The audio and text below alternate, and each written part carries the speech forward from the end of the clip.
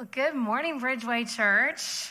I just want to thank Joel again for having me here today and for that really cool bumper that he was able to find to go along with the sermon. But it is pronounced Carrie, not. I'm just kidding. You got it, guys. You got it. You got to laugh. Come on. You're going to have to it's going to take us all to get through this together today. No, I am so excited to be here. I am so excited to be preaching out of the book of Ruth today. Like he said, my name is Carrie, and that's what we're here to do. We're here to talk about the book of Ruth, but I always like to get to know the person who is speaking just a little bit better before I do. So I have a picture of my cute family. My husband, Matt, and I have been married for 17 years. We lead Tribe Church together. Like Joel said, we are down in Plainfield, Indiana. We're just outside of Indianapolis. We have two kids. Jackson is 15, and Bailey, who's here today, is 13 years old. Our kids do school at home, and that was the right choice for our family in this season of life. And people sometimes ask if we're one of those weird homeschooling families, and I think this picture will show you absolutely we are. Yes. When one of our friends saw this picture, he said, "I've never seen a picture so Dilley before." And so if you've seen this photo, then you must know us pretty well. So at Tribe, we do a lot of what I call repeated speech. I even have a specific color that I use in my very detailed sermon notes. You can check them out in the back after service if you're like, I wonder how detailed, very detailed sermon notes. I have a specific color that I use for common tribe sayings. And one of those tribe sayings that we use a lot is, we're going to preach the ideal, but we're going to live in the real. And at your church, you're about to start a series called How Rude, which is about dealing with mean people, rude people, cheeky people, sassy people, disrespectful people, people who get under your skin and who don't treat you the way that you deserve to be treated.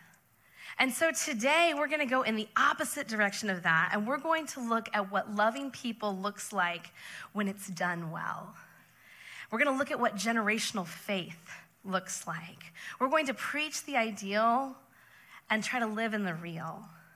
We're going to preach the ideal today in the hopes that it will help to prepare your hearts for the very real things that you guys are going to be discussing and dealing with in the coming weeks. And I have always been a really big reader. Pastor Tim Keller says that the secret to a good sermon is volume. And so I try to be a ferocious reader.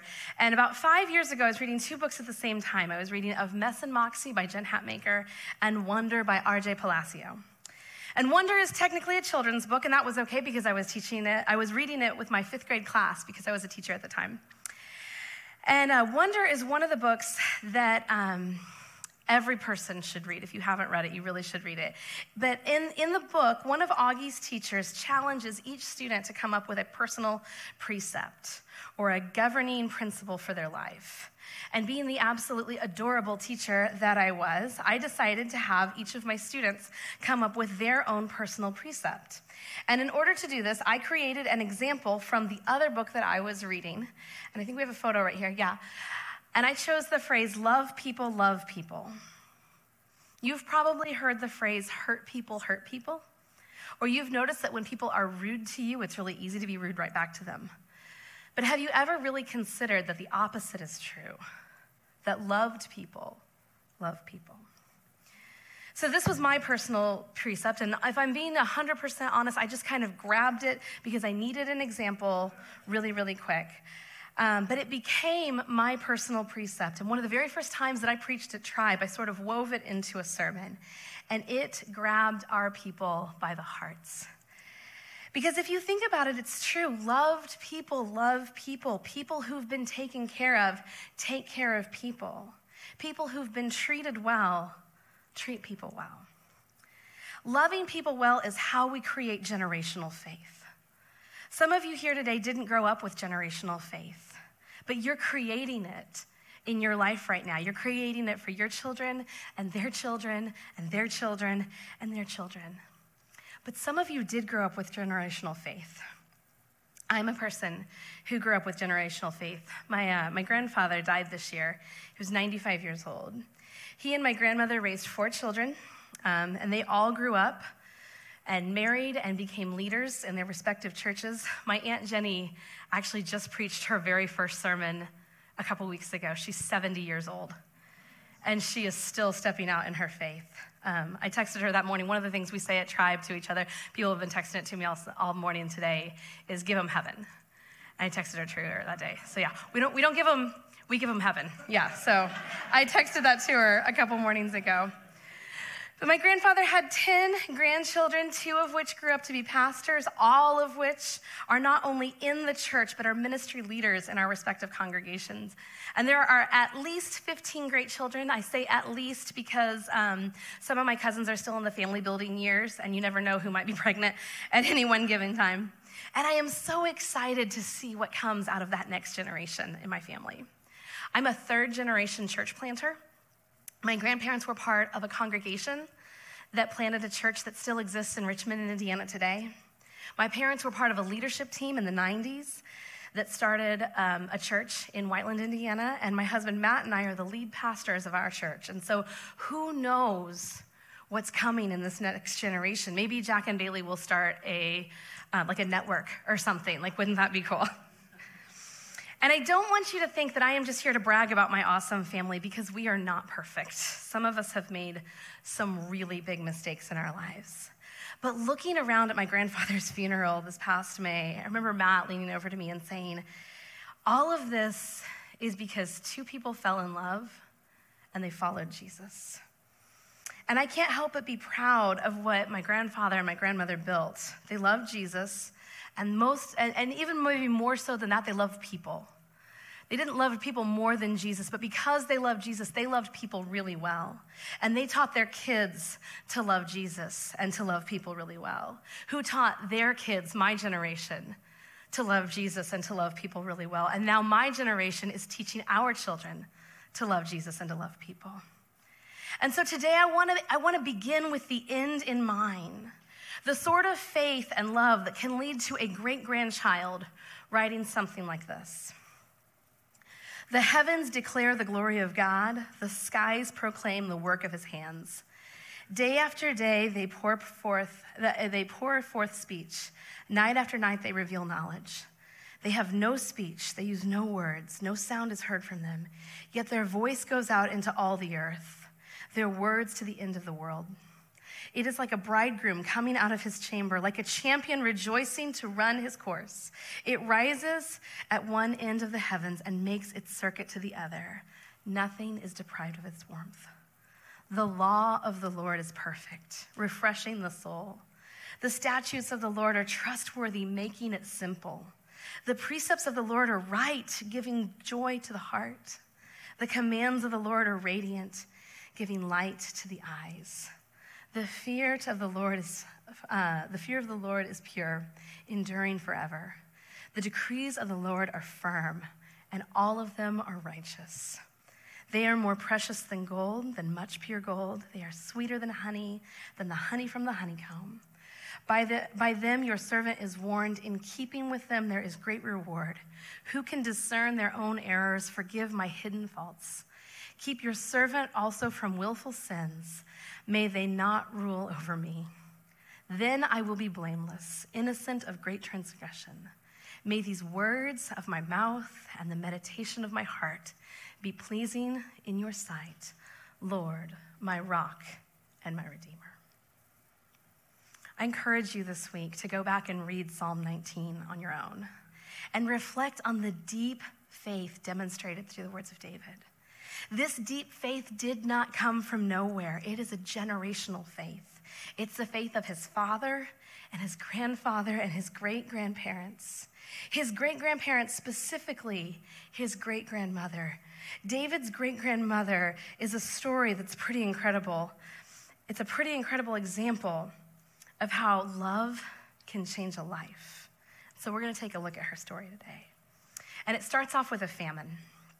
A famine that was so bad that it forced a family out of their town, forced them to leave their friends and their family and their neighbors and their land, forced them to be refugees in a new land, a land where their God was not the God. And this family was one of the lucky ones because they were actually able to flee instead of having to stay and starve and die. And they were also lucky because the mama of this family, Naomi, had done her job well. She had produced not one but 2 sons, an heir and a spare. That was the dream. And they packed up their sons and they headed from Bethlehem to Moab. And then after they've been there for a time, the unthinkable happens. Elimelech, the patriarch of the family, the husband of Naomi, dies. The very thing they were trying to avoid happens anyway. Naomi's widowed, but she still has her sons. And so she and her sons build a life in Moab. And when the time comes, her sons marry Moabite women. And they just continue to live their life. Seasons come and seasons go and years go by. And they must have been at least somewhat happy because they don't go back to Bethlehem. Bethlehem wasn't exactly near, but it wasn't very far. These people, they stay in Moab. And Naomi, she lets her son marry these Moabite women. And then about 10 years after that, the unthinkable happens again.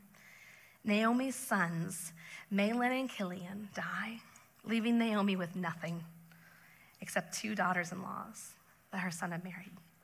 Actually, the unthinkable had actually been happening throughout those 10 years or so that they were married because Naomi's 2 daughters-in-law, Orpah and Ruth, were barren. They had no children. And this is absolute defeat for Naomi. She has no husband. She has no sons, no grandsons. She's a widow who's responsible for 2 widows. And all of these people are not young widows. All 3 of them are either past the point of childbearing years or they've been barren their whole lives and they're getting up there and that clock is ticking and it's not going away. Naomi has hit rock bottom. And so she packs up as much as she can carry and she begins the 10-day trek back to Bethlehem defeated. She's lost everything. All of her worst nightmares, the very thing she was trying to avoid has happened. It's all gone. Everything that had worth in her life has been taken from her. Her husband, her heir, her spare, they are all dead. And it looks like God is finished with Naomi. And Naomi is finished with God. Naomi is furious with God. Like, are you allowed to be furious with God? Is that something that's even allowed to happen? I know it might feel wrong to be furious with God, but I bet you've been there before. Naomi is not feeling nice things toward God. And in fact, she tells people when she gets back to Bethlehem, she says, stop calling me Naomi because that means pleasant. Instead, I want you to call me Mara, which means bitter. She tells people to greet her. When the people come back, they're like, hey, Naomi, how's it going? She says, the Almighty has dealt very bitterly with me. I went away full, and the Lord has brought me back empty. Why call me Naomi when the Lord has testified against me, and the Almighty has brought calamity upon me? That is not mad at God. Is not irritated with God or maybe even angry at God. Folks, that is furious with God. She is furious with God, and she's blaming him for all of the things that have happened to her. But through it all, Naomi loved her daughters-in-law. She would have been to them what the Celtic people call the unakara. The unakara is a true friend. It's a soul friend. It's a person who acts as a teacher and a companion and a spiritual guide. She is kind to them. She made sure that they were cared for and protected. She fed them. She comforted them when their husbands died. Do the scriptures tell us this? No. So how do we know that Naomi was kind and loving to her daughters-in-law?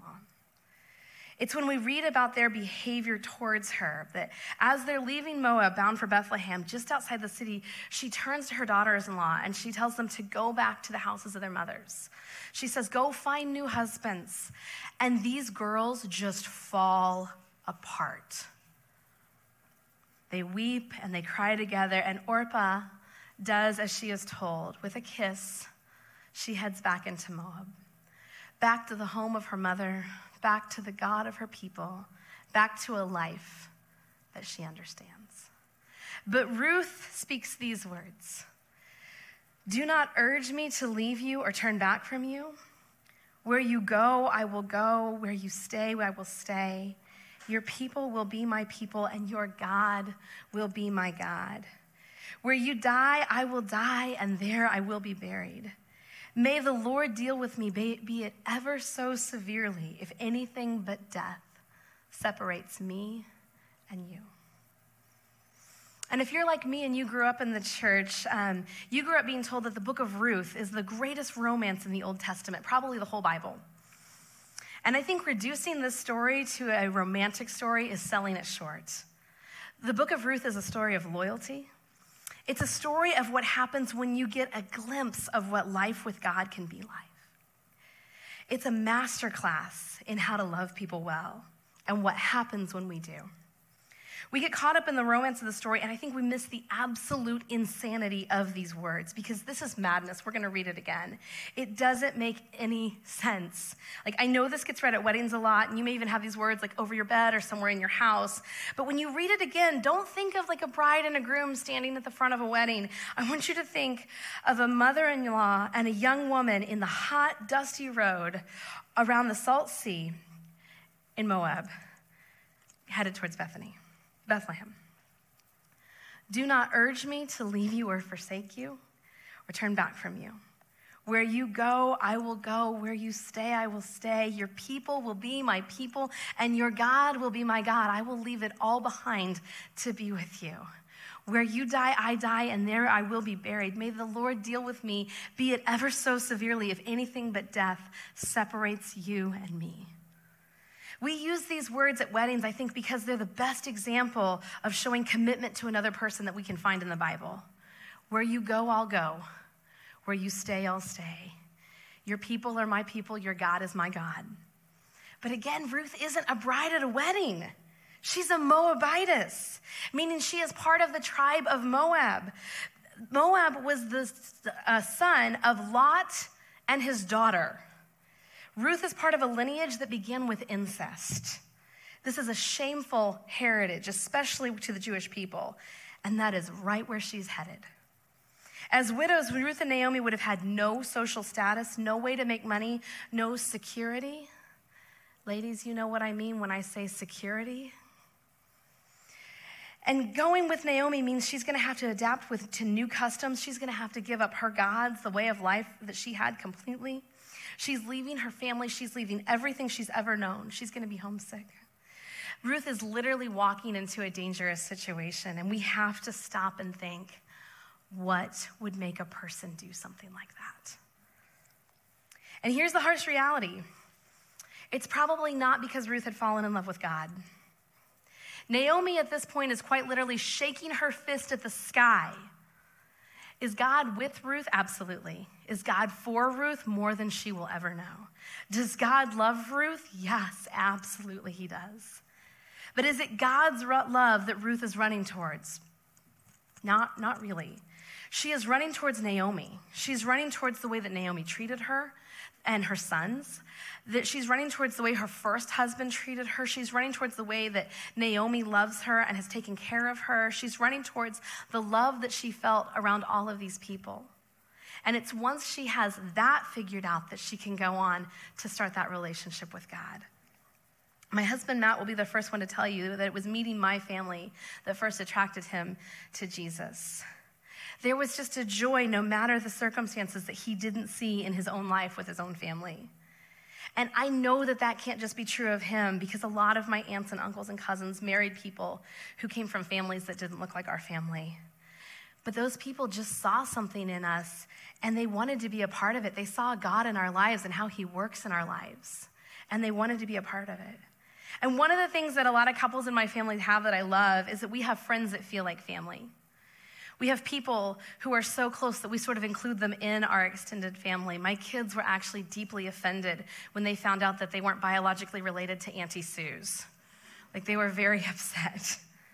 We have people who've latched onto us because they saw something in us that they wanted for themselves, something they didn't see in their own lives, but when they saw it, they knew that it was different. Folks, as Jesus followers, we have something that other people don't. That same power that lived in Naomi, that elicited Ruth to say, do not urge me to leave you or forsake you. Don't let me turn back from you. Where you go, I will go. Where you stay, I will stay. Your people will be my people, and your God will be my God. Where you die, I will die, and there I will be buried. May the Lord deal with me ever so severely if anything but death separates you and me. That same power lives in you and me. And if you think that the people around you don't see it and hear it and feel it, you're wrong. What we say at Tribe is love people, love people. We write it on our walls and our wrists and our hearts and our shirts. And we don't know what we might write it on in the future. We even have a couple people who've had it tattooed on their bodies. That's terrifying to me, but it's true. And we don't own the phrase, love people, love people. We try to hold everything at Tribe with open hands. So I made you a little graphic that you guys can have. This is the bridge version of love people, or Bridgeway Church. Because you're like us. And because you're like us, you feel the same way about your people that we do about our people. And we don't ever want people to forget the powerful message that you are loved deeply, both by God and by Jesus, and by all of us in the Jesus-following community in Central Indiana. Our goal every week is to fill you up with love so that you have enough love to push out on the people around you, your family, your neighbors, anyone that you come into contact with. And again, please don't think that I'm taking God out of the equation here, because God is the equation. God is the first and the last. We love because he first loved us. Without God and his love, there is no love for us to give. So let's try this really quick. Raise your hand if you are here today because at some point in your life, someone either invited you to church, or if you're like me and you just got brought to church like in a little pumpkin seat. How many people are here today because someone somewhere, look at this, it's all of you. Might have been your parents when you were really small, a friend from school inviting you again and again and again, your roommate asking you to come. And it might not be that you came to Bridgeway specifically, but someone invited you into a relationship with God. 95% of the people come to church for the first time because of someone else. It's especially true for people who come for the first time as adults. They came because they saw something in someone else, and they wanted it for themselves. They saw a joy that couldn't be explained, a contentment that they wanted for themselves. They saw moms and dads treating each other in a way that they hadn't experienced before, and parents treating kids in a different way than what they had growing up. They saw strangers becoming friends that feel like family that we heard about this morning. They saw a community that was missing in their lives. And do you know what the response is when you see something like that? Still today, the response to that is, do not urge me to leave and turn back for you. Where you go, I will go. Where you stay, I will stay. Your people will be my people, and your God will be my God. Where you die, I will die, and there I will be buried. That's the response. That's the response. So how do we get to this point? What action points can we take? Can we put into practice in this season to get a love like Ruth's? These are going to be quick and easy, I promise, okay? You need to connect with God, and you need to connect with others. Connect with God and be intentional about coming to church. The average person attends church 1 out of every 4 weeks. And some of you are like, ouch, oh, that hits me right here. Like, how does she know that? That's the average. It's going to have to be more than that, okay? Be intentional about spending time with God, both inside and outside of church. Be intentional about worshiping outside of church. Guys, get a Spotify account. They're free, okay? In study, there's all kinds of stuff on the Bible app where you can, I'm sure Joel has a million great things he could suggest for you. And in conversation with God, which we also call prayers. Connect with others. I love your table groups. Get connected to a table group. Talk to your neighbors. Talk to your family. For the love of God, talk to your teenagers, okay? Share meals with people. Shauna Niequist describes the table as the great equalizer, the level playing field many of us have been looking for. She says people aren't longing to be impressed, they're longing to feel home. And I can tell you 100% that's true, because I am not a cooker person and people still show up to my house all the time, okay? You do not want me to make you a meal. I will happily come preach anytime you want me to, Joel, but I'm not gonna cook for you guys. It doesn't have to be perfect. At the end of the day, most people are like Ruth. They are just looking for a place to call home. They will run to that. They will cling to that, to people who feel like love, that una cara that we talked about earlier. And Ruth's story ends so well. It's a short book. It's just 4 chapters, but it's a page turner. I'm going to sum it up here, but I encourage you to read it for yourself this week along with Psalm 19. Ruth and Naomi arrive in Bethlehem, and with no way of getting food, Ruth begins to glean or kind of pick up the leftovers after the farmers have gone through and picked up all the stuff in the fields. So she's gleaning in a nearby field that belonged to a man named Boaz. And Boaz hears what Ruth has done for Naomi, that she hasn't abandoned her, how she stuck by her even though it would have been easier to leave. And he gives them food. He sees that they're cared for. And eventually Ruth and Boaz are married.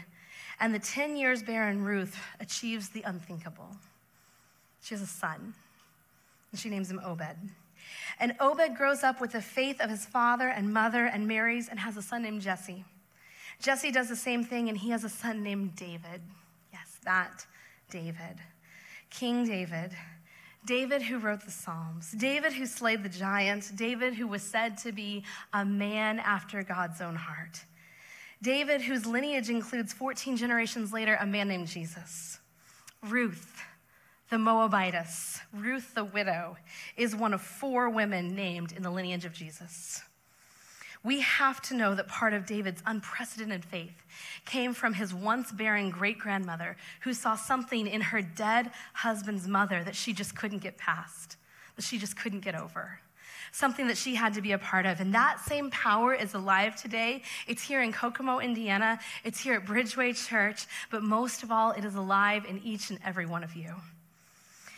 And I want to end today by praying a blessing over you. That's a blessing for friendships and relationships from the book To Bless the Space Between Us by John O'Donohue. May God bless you with good friends, and may you learn to be a good friend to yourself, journeying to that place in your soul where there is love and warmth and feeling. May this change you. May it transfigure what is negative and distant or cold within your heart. May you be brought into real passion and kindness and belonging. May you treasure your friends. May you be good to them. May you be there for them and receive all of the challenges and light and truth that you need. May you never be isolated, but know the embrace of your una cara. God, thank you today for this powerful story, and thank you for loving us well. Thank you for seeing the whole picture, for the good things you have in store for every person in this room. God, thank you for their stories. Thank you for the people who brought them here today, even if they never knew that it was the seeds that they planted that got them here today. God, thank you for the seeds that are planted by the people in this room. Thank you for the people in their lives. I pray for the ones who came from generational faith, that they would keep the faith of their fathers and mothers and grandmothers and grandfathers. And I pray for the ones that did not come from generational faith, that they would be the first generation of a faith that blesses many generations. Amen.